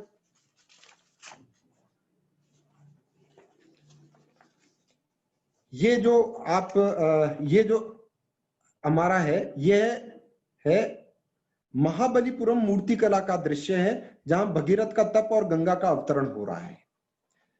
लोकहित के लिए भगीरथ ने जिस तरह से तपस्या करी, ये एक और दूसरा इसका आध्यात्मिक पक्ष अगर हम देखें तो वो तपस्या के पीछे एक अभिप्सा है। अभिप्सा ये है कि एक देखिए जो गंगा है, गंगा के रूप में, एक चेतना के रूप में आप उसको देखें कि नीचे से अभिप्सा कर रहे हैं भगीरथ कि लोक कल्याण के लिए एक चेतना का अवतरण आवश्यक है, जो कि हमें पदार्थ के रूप में गंगा के रूप में मिल रही है।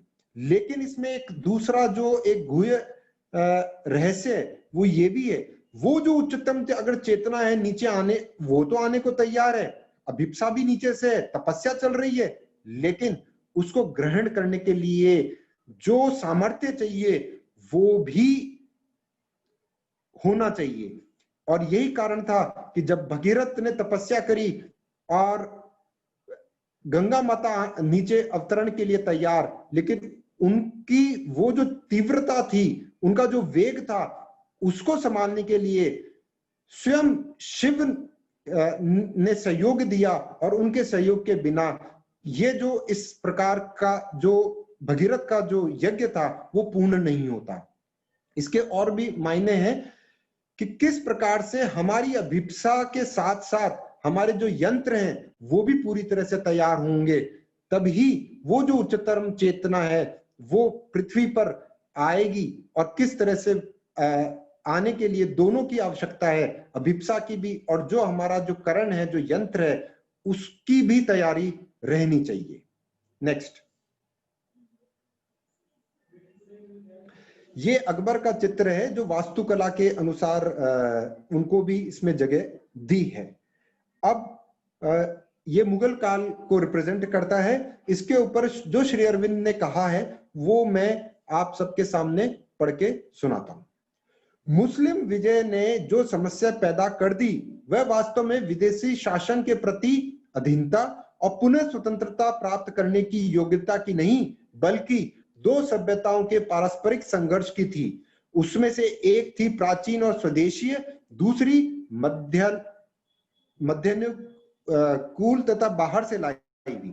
जिस बात ने समस्या के समाधान को दुस्साध्य बना दिया वह यह थी कि उसमें से प्रत्येक एक शक्तिशाली धर्म के प्रति आसक्ति थी। उसमें से एक का धर्म युद्ध प्रिय और आक्रमणकारी था, दूसरी का आध्यात्मिक दृष्टि से तो आवश्यक ही सहिष्णु और नमनीय था, पर अपने साधनाभ्यास में अपने सिद्धांत के प्रति दृढ़निष्ठ था और सामाजिक विधि विधानों की दीवार के पीछे अपनी प्रतिरक्षा करने के लिए कटिबद्ध रहता था। इसके दो समाधान समझ में आने योग्य थे, या तो एक ऐसे महत्तर आध्यात्मिक सिद्धांत एवं रचना का उदय होता जो दोनों धर्मों का समन्वय कर सकती, अथवा एक ऐसी राजनीतिक मूलक देशभक्ति का उदय होता जो धार्मिक संघर्ष को अतिक्रम करके दोनों जातियों को एक कर सकती। इसमें से पहला समाधान उस युग में संभव ही नहीं था। अकबर ने मुस्लिम पक्ष की ओर से इसके लिए यत्न किया, परंतु उसका धर्म एक आध्यात्मिक रचना होने की अपेक्षा कहीं अधिक एक बौद्धिक एवं राजनैतिक रचना था, और उसे दोनों जातियों के प्रबलतया धार्मिक मन से स्वीकृति प्राप्त करने का कभी कोई अवसर नहीं मिला। तो ये इस चित्र के बारे में श्री अरविंद के आलोक में जो उन्होंने शब्द कहे वो मैंने आपके सामने रखे। नेक्स्ट, ये जो आप देख रहे हैं ये गुरु गोविंद सिंह जी और छत्रपति शिवाजी महाराज के चित्र हैं, और ये उसी काल के हैं, मुगल काल जिसको इसमें लिखा गया है। ये इसलिए आवश्यक है कि पहले हमने जब एक चित्र देखा तो वो मुगल काल में अकबर का था, और उसके बाद हम जो दो चित्र देख रहे हैं ये वो लोग हैं, वो महान बलिदान, त्याग, तपस्वी और अपने धर्म के लिए ना केवल अपनी स्वयं की जान दी, बल्कि जरूरत पड़ने पर सिख धर्म में किस प्रकार से अपने पुत्रों को भी उन्होंने सनातन धर्म को जिंदा रखने के लिए और उसको बचाने के लिए प्रतिकार के रूप में उन्होंने अपना सर्वस्व न्यौछावर कर दिया। ये जो प्रतीक हैं ये भारत कभी ना भूले, इसलिए ये चित्र उन्होंने रखे। इसके ऊपर भी श्री अरविंद ने लिखा है, और उसके बारे में मैं आपको जो श्री अरविंद जो कह रहे हैं, श्री अरविंद ये कह रहे हैं कि सिखों का खालसा संप्रदाय एक ऐसी रचना था जो आश्चर्यजनक से एक अनूठी प्रयोग था और जिसकी दृष्टि भूत पर नहीं भविष्य पर लगी हुई थी। और दूसरी ओर छत्रपति शिवाजी महाराज के रूप में हमें एक ऐसे योद्धा के रूप में उनका चित्र है जिन्होंने हमारी जो सनातन संस्कृति है, जो हिंदू धर्म है, उसके बचाव के लिए रणनीति अपनाई, और ना केवल युद्ध नीति जो उन्होंने स्पष्ट रूप से रखी, और उसी के कारण जो मुगल राज्य है वो कमजोर हुआ, और उनके नीति के कारण, उनके संघर्ष के कारण आज जो भी आगे की जो इतिहास है वो सब गवाह है। आपको एक रोचक बात मैं बताऊंगा, ये जो चित्र है ये इलेक्शन से संबंधित, इलेक्शन जो है निर्वाचन है उससे संबंधित चित्र है। तो मुझे ऐसा लग रहा है कि अभी जब समय होगा तो हम एक बार ये भी कहेंगे कि किस भाग में कौन सा चित्र रखा गया है। तो देखिए, आज आवश्यकता ये है कि लोकतंत्र में जब हम चुनाव करते हैं, जब हम वोट देने जाते हैं, तो हमें किसको वोट देना है, किस पार्टी को वोट देना है, किस व्यक्ति को देना है, वो व्यक्ति, वो पार्टी, वो दल जो छत्रपति शिवाजी महाराज और गुरु गोविंद सिंह जी के बलिदान और उनके आदर्शों में विश्वास रखे और उनके बताए हुए रास्ते पर चलने को सहर्ष तैयार हो। मुझे तो ऐसा ही लगता है, सिर्फ उस व्यक्ति, उस पार्टी और उस विचारधारा को वोट देना चाहिए। नेक्स्ट,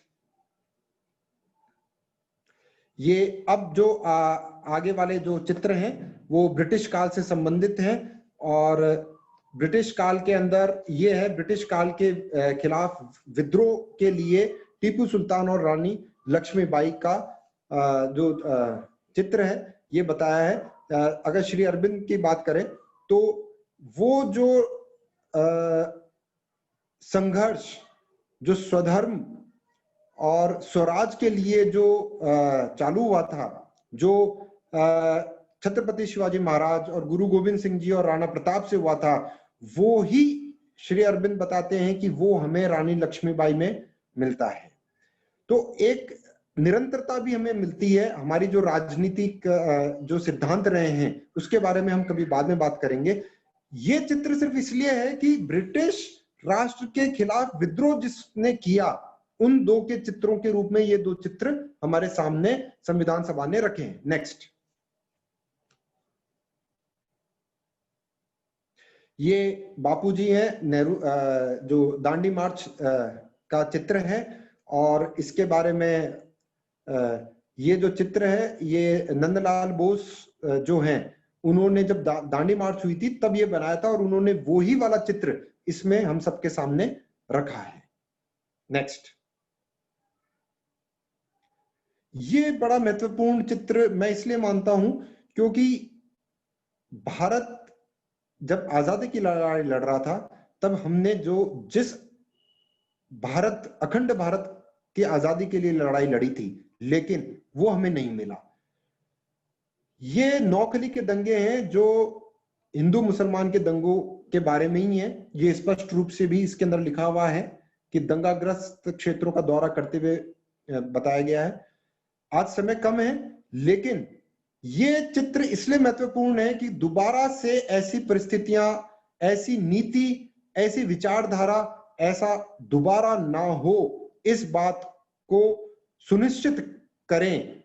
हम से मतलब है भविष्य, जो युवा है, कि जो गलती 1947 में जो भी कारण रहे हों वो कम थे, कौन जिम्मेदार था नहीं था, लेकिन अखंड भारत के रूप में हमें आजादी नहीं मिली। लेकिन अब दोबारा से ऐसी परिस्थितियां पैदा नहीं हो, उसके ऊपर हमें निरंतर चिंतन करने की आवश्यकता है। ये हमारे संविधान कह रहा है और संविधान में इसको पूरे चित्र के माध्यम से बताया गया है। इसमें हिंदू मुसलमान एकता के माध्यम से या किस प्रकार की नीति और किस प्रकार का क्या निर्णय लेना है, ये एक अलग विषय है जिसको हम कभी अलग से ले लेंगे। नेक्स्ट, ये लगभग अंतिम स्लाइड की तरफ हम आ गए हैं। यहाँ पे मैं आप सबके सामने बताऊंगा। अनिल भैया, मैं आपसे रिक्वेस्ट करूंगा कि इसमें जो नीचे जो लिखा हुआ है उसको थोड़ा सा आप जूम कर दें, जिससे कि ये देखिए, ये जो नीचे नहीं, पीछे वाली स्लाइड है भैया, थोड़ा सा ऊपर करें, थोड़ा सा, बस बस बस बस। देखिए, स्वतंत्रता प्राप्ति के लिए क्रांतिकारी आंदोलन ये विषय है और इसके आगे क्या लिखा है। नेताजी सुभाष चंद्र बोस और अन्य देशभक्त भारत से बाहर रहकर भारत माता को स्वतंत्र कराने का प्रयास करते हुए, अगर हिंदी में आप देखेंगे तो इसमें भारत माता को मदर इंडिया लिखा हुआ है। बात ये है कि भारत जो है टुकड़ा नहीं है, जैसा श्री अरविंद ने बताया है। भारत माता जो कहता है कि संविधान में कहा, जो वंदे मातरम के बारे में जो बात करते हैं, ये स्पष्ट रूप से चित्र अगर आप देखेंगे, ये 1950 में इसी में ये जब पूरा खत्म होता है हमारा संविधान, उसके बाद 10 पृष्ठ हैं जिसके ऊपर हस्ताक्षर हैं, और वो जो हस्ताक्षर हैं वो इसी संविधान पे हैं जिसपे आपको ये सब कुछ स्पष्ट रूप से दिख रहा है। अब आखिरी के 3 चित्र हैं जो अनिल भैया आप थोड़ा सा जल्दी से बता दें क्योंकि समय सीमा है, और उसमें ये हिमालय है। जो हिमालय जो है वो हिमालय का हमें मालूम है, ये हमारे जो तपस्वी हैं, जो योगी हैं, और हमारी सनातन परंपरा में हिमालय का बहुत बड़ा एक स्थान रहा है। उसी के प्रतीक के रूप में ये है। इसके बाद हम आगे जब बात करेंगे तो भैया नेक्स्ट। ये रेगिस्तान है, रेगिस्तान में ऊंट, और ये दिखा रहे हैं कि ये जो हमारा आप नेक्स्ट एक स्लाइड और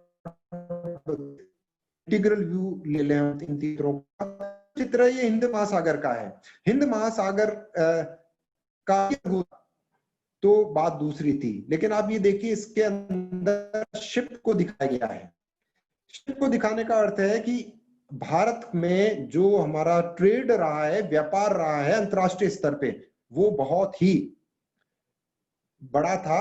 और एक समय था जब पूरे विश्व का जो जीडीपी है 25% से ज्यादा का जो श्रेय है वो भारत को जाता था। तो ये जो आखिरी के जो 3 आपने देखे, ये एक तरह से भारत क्या है भौगोलिक दृष्टि से, हिमालय से लेके हिंद महासागर, और इधर आप देखेंगे तो ये है राजस्थान, राजपूताना जो आपको दिखाया गया है। अब अंतिम मैं अपनी बात यही करूंगा कि ये जो चित्र हैं ये कोई डेकोरेटिव वैल्यू नहीं है, ये तो आप भी समझ गए होंगे आज जो भी आज यहाँ उपस्थित हैं। ये एक क्रम श्रृंखला है, और जिस प्रकार से गांधी जी और नेताजी सुभाष चंद्र बोस जो वास्तविक हैं, जो हम सब मानते हैं, जिसके ऊपर कोई किसी प्रकार का डाउट नहीं है, उसी क्रोनोलॉजी के अंदर रामायण, महाभारत और हमारे जो वेद हैं और उन सबको भी दिखाया गया है। इसका अर्थ यही है कि ये सारी एक जो हमारी संस्कृति, सभ्यता और विरासत है, इसको संविधान सभा ने ये चाहा कि भारत का युवा और भारत का जो भविष्य है वो इससे हमेशा इससे कनेक्टेड रहे, अपने आप को जोड़े रखे, और उसमें ना केवल जोड़े बल्कि उसके उस अतीत में, उस समय में जो गौरवशाली जो हमारे यहाँ संपन्नता थी, ना केवल अर्थ में बल्कि धर्म में, अर्थ में और कर्म में, उन सबको समझ सके। एक अंतिम वाक्य के साथ मैं अपनी बात को विराम दूंगा। ये इसलिए भी आवश्यकता है कि एक हमारी प्राचीन एक कहावत है कि वेदों को किससे नुकसान होता है? वेदों को उनसे नुकसान होता है जो स्वयं का इतिहास या पौराणिक सिद्धांतों को नहीं जानते। इसी प्रकार आज हमारे सामने ये जो संविधान है, ये संविधान को पूरी तरह से समझने और हमारे लिए ये विकास, हमारी विकास यात्रा में सहायक हो, इसके लिए आवश्यकता है कि हम हमारे जो इतिहास है, हमारी जो सभ्यता है, हमारी जो पौराणिक कथाएं हैं, हमारी पौराणिक जो सिद्धांत है, जो कि प्रतीक हैं एक गुहे ज्ञान के, हम उनको भी समझें। अगर हम उनको समझेंगे तो यही जो हमारा जो संविधान है वो हमारे लिए, हमारी संस्कृति के लिए सहायक होगा। और अगर हम उनसे वंचित रह गए, हमारी पुरानी सभ्यता से, तो यही जो संविधान है वो हो सकता है हमारे लिए सहायक नहीं हो, स्पीड ब्रेकर की तरह काम करे, या हमें इससे अलगाव की एक भावना भी पैदा हो सके। तो इसी बात के साथ मैं अपने बात को विराम देता हूं। आप सबने मेरी बात को सुना, उसके लिए मैं आप सबको धन्यवाद देता हूं। नमस्ते, नमस्कार, धन्यवाद। अभी हमने बहुत ही अच्छी वार्ता माननीय राजावत जी की सुनी। किस तरह से भारतीय संस्कृति की जो विविधता है, जिसकी प्राचीनता है, जो इसका गौरवमय अतीत है, उसको किस तरह से संविधान में हमारे सांस्कृतिक प्रतीकों को चित्रित किया गया, और किस प्रकार से वो प्रेरणा देता है भारत के भविष्य के लिए, क्योंकि हमारे संविधान निर्माताओं ने वो चुनाव किया। तो बहुत सुंदर वार्ता। और किस तरह से श्री अरविंद के चिंतन और दर्शन के परिप्रेक्ष्य में ये जो सांस्कृतिक प्रतीक भारत के हैं, ये भारत के भविष्य का निर्माण करने जा रहे हैं, इसको बहुत ही सारगर्भित वार्ता माननीय सूर्य प्रताप सिंह राजावत जी ने प्रस्तुत की। और मुझे विश्वास है कि ये जो बहुत सुंदर वार्ता है, जो विषय है, ये जो भारत को गौरवान्वित करने वाला, भारतीय तेज को पुनः प्रकट करने वाला, वो अभी विस्तार उसका होगा श्री अरविंद की वाणी के साथ साथ में। और राजावत जी को श्रेष्ठ काल के लिए मैं हृदय से अपनी गहरी कृतज्ञता व्यक्त करता हूँ, इस कार्य को कर रहे हैं हमारे देश में, विशेषतः श्री अरविंद सोसाइटी प्रतिनिधि के रूप में। हमारे बीच में उत्तर प्रदेश श्री अरविंद सोसाइटी के चेयरमैन माननीय विष्णु गोयल जी उपस्थित हैं, हमारे प्रेरणा स्रोत हैं। मैं उनसे आग्रह करूंगा कि वो हम सब की ओर से माननीय राजावत जी को कृतज्ञता व्यक्त करने की कृपा करें, धन्यवाद देने की कृपा करें। माननीय विष्णु गोयल जी। सर माइक नहीं खुला हुआ आपका सर, अभी माइक नहीं खुला हुआ है। माननीय विष्णु गोयल जी का माइक अभी नहीं खुला हुआ है।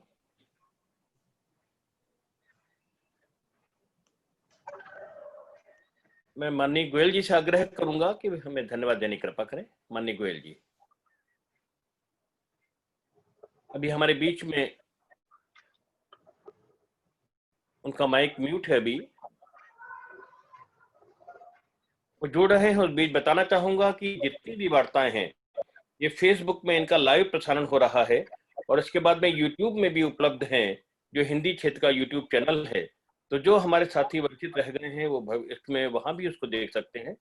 मैं पुनः माननीय विष्णु गोयल जी को आमंत्रित करता हूं धन्यवाद ज्ञापन के लिए।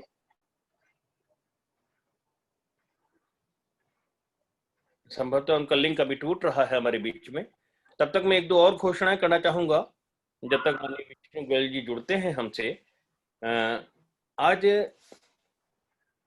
जो हमारी अब अगली वार्ता होगी, जो 7वां पुष्प प्रस्तुत होगा, वो 13 दिसंबर रविवार को होगा और हमारी अगली वार्ता की वार्ताकार होंगी श्रीमती इंद्राणी घोष जी और विषय होगा श्री अरविंद के आलोक में ग्रामीण विकास। मैं माननीय मनोज भैया जो कि उपाध्यक्ष है हिंदी क्षेत्र के, उनको बहुत बहुत साधुवाद देना चाहता हूं कि उन्होंने इन वार्ताओं को इतनी विविधतापूर्ण मोती इस माला में पिरोए हैं। अब हमारे बीच में माननीय विष्णु गोयल जी आ गए हैं और मैं उनसे आग्रह करता हूं कि वो हम सब की ओर से धन्यवाद देने की कृपा करें। माननीय श्री अनिल भाई, मेरा आप जैसा बहुत ही शुद्ध उच्चारण नहीं है, जिसके लिए मैं आपको बधाई तो देता ही हूं। मेरी आवाज आ रही है? आ रही है सर, आ रही है सर, आ रही है। और उस हिसाब से मैं आपसे कुछ हद तक ईर्ष्या भी करता हूं कि मुझे वो उच्चारण प्राप्त नहीं हो रहा। मुझ पर ऐसी कृपा करें कि वो उच्चारण आपका मुझको मिल जाए। मैं सूर्य सिंह राजावत जी का बहुत ही पहले से भक्त हूं। आज उन्होंने जो सब्जेक्ट चुना है और जिस पर उन्होंने अकथनीय इतने वर्षों से कार्य किया है, मुझे पूरे हिंदुस्तान में इस सब्जेक्ट पर इतना कार्य करने वाला कोई दूसरा व्यक्ति नहीं दिखाई देता। मैं इस वार्ता की श्रेणी में श्री संपन्नानंद जी मिश्रा जी का भी बहुत अनुग्रहित हूं कि उन्होंने मधुर संगीत से ये वार्ता प्रारंभ की। मैं उत्तर प्रदेश उत्तराखंड की श्रीमती आरती शर्मा जी का भी आभारी हूं कि उन्होंने बहुत ही सुंदर कविता का उच्चारण किया। श्री वैभव उपाध्याय जी ने दुर्गा स्रोत का जो पाठ किया वो बहुत ही शुद्ध और प्रभावशाली था। संविधान में जो लिखा है वही महत्वपूर्ण नहीं है, बल्कि उसमें दिए हुए चित्रों का भी विशेष महत्व है। लिखने से ज्यादा चित्रों का महत्व होता है और यह प्रदर्शित करता है कि इसमें भारत और उसकी संस्कृति की आत्मा के भी दर्शन होते हैं।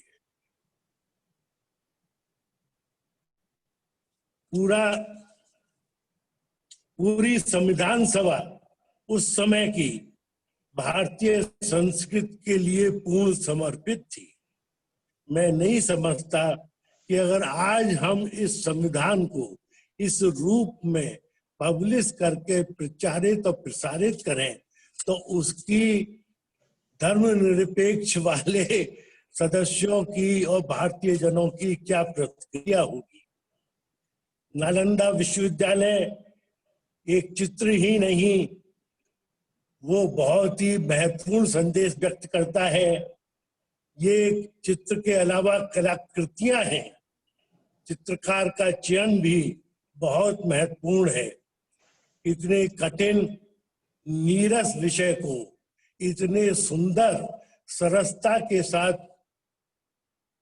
प्रस्तुत करने के लिए मैं वास्तव में राजावत जी को कृतज्ञता प्रकट करता हूं। और मैं समझता हूं कि एक राजस्थानी ही जो कि देशभक्ति जिनमें टूट कूट के भरी होती है वही ये कार्य कर सकता है। मैं पुनः अपनी ओर से आज के उपस्थित सभी श्रोताओं की ओर से उनको बहुत बहुत नमन करता हूं और धन्यवाद देता हूं।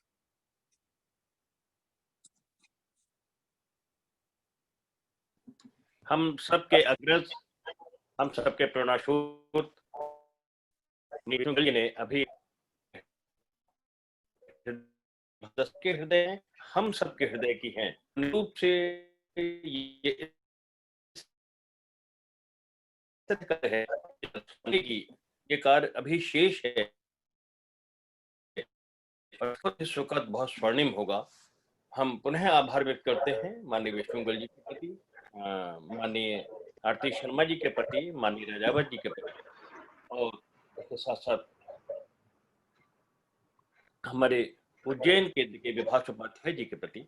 मैं यहाँ पर आपको अगली सूचना देने जा रहा हूँ, उससे पूर्व कि हम पुनः ध्यान करें हमारी जो अगली वार्ता जो हर 15 दिन के अंदर हो रही है, जो 7वां पुष्प होगा मां श्री अरविंद के चरणों में, वो वार्ता होगी श्री अरविंद के आलोक में ग्रामीण विकास।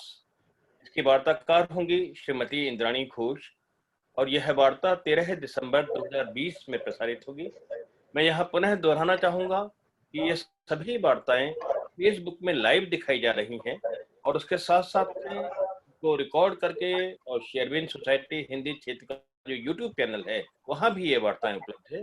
तो आइए, और इसके पूर्व में ये भी सूचना देना चाहूंगा कि 5 दिसंबर से 9 दिसंबर के मध्य ये जो पवित्र पावन दिन है जो श्री मां श्री अरविंद के दर्शन के साधक के जानते हैं, उस दिन माननीय डॉक्टर जेपी सिंह जी की एक वार्ता सुबह 10 बजे है और हिंदी क्षेत्र की ओर से एक विशेष वार्तामाला क्रम इस मध्य आयोजित किया जाएगा। इसके संबंध में मनोज शर्मा जी आपको भी सूचना देंगे और उसके बाद में फिर हम सब आग्रह करेंगे माननीय मिश्रा जी से ध्यान का संगीत। उत्तर प्रदेश राज्य समिति की ओर से वार्ता है 5 तारीख को सुबह 10 बजे। जी, उत्तर प्रदेश राज्य समिति की ओर से 5 तारीख को सुबह 10 बजे डॉक्टर जेपी सिंह जी वार्ता प्रस्तुत करेंगे। माननीय मनोज शर्मा जी जो कि अध्यक्ष हैं श्री अरविंद सोसाइटी हिंदी क्षेत्र के, उनसे आग्रह करूंगा कि 5 दिसंबर से 9 दिसंबर के मध्य जो वार्ता होगी उसके बारे में कुछ बताने की कृपा करें और तत्पश्चात अंत में ध्यान। माननीय मनोज शर्मा जी। भैया मैंने आपको उसका एक पोस्टर भेजा है, उसको भी थोड़ा सा शेयर कर दीजिए। अभी आपको व्हाट्सएप में भेजा है। जी जी जी भैया जी। तो मित्रों, ये हम we are running out of time. मैं इतना आप सबसे निवेदन करना चाहता हूं कि श्री अरविंद के देह त्याग का जो दिन है, महाप्रयाण का जो दिन है, जिसका उल्लेख आज माननीय प्रधानमंत्री जी ने भी अपने कार्यक्रम मन की बात में किया था। 5 तारीख को उन्होंने देह त्याग किया था और 9 दिसंबर को उनकी भौतिक देह को महासमाधि प्रदान की गई थी। तो ये जो 5 दिन है, 5, 6, 7, 8, 9, इन 5 दिनों में श्री अरविंद सोसाइटी हिंदी क्षेत्र की ओर से सावित्री के आलोक में, सावित्री आप जानते ही हैं कि ऐसा जो महाग्रंथ है जिसमें श्री अरविंद ने मृत्यु के विजय के कथानक को सावित्री और सत्यवान की कथा के माध्यम से लिया था। तो उसमें जो है इसमें डॉक्टर निरूपम रोहतगी जी हैं जो जयपुर के हैं और वे हमारा ये सत्र लेंगे 5 दिन और ये सत्र शाम को 6 बजे से 7 बजे तक होगा। मानव अभिप्सा और भागवत कृपा सावित्री के आलोक में। इसकी लिंक आप लोगों को सारे ग्रुप्स में सब जगह समय समय पर प्रचारित की जाएगी। तो आप सबसे विनम्र अनुरोध है कि इसमें जरूर समय निकालें। आज समय बहुत हो गया है, मैं इसकी सूचना बना के आप सबको पुनः प्रेषित करूंगा। बहुत धन्यवाद, आभार। जय श्री मां। आइए कार्यक्रम के अंत में पुनः हम लोग मात्र ध्यान करें। माननीय मिश्रा जी से सादर अनुरोध है कि कृपया ध्यान संगीत बजाने की कृपा करें।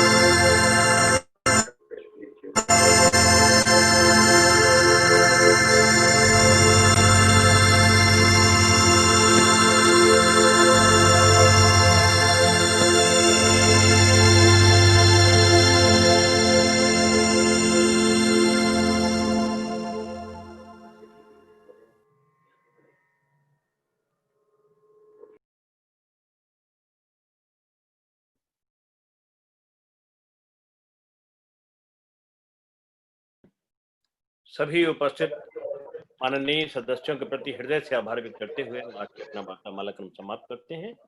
आइए पुनः जुड़ेंगे 5 दिसंबर को। बहुत बहुत धन्यवाद, आभार।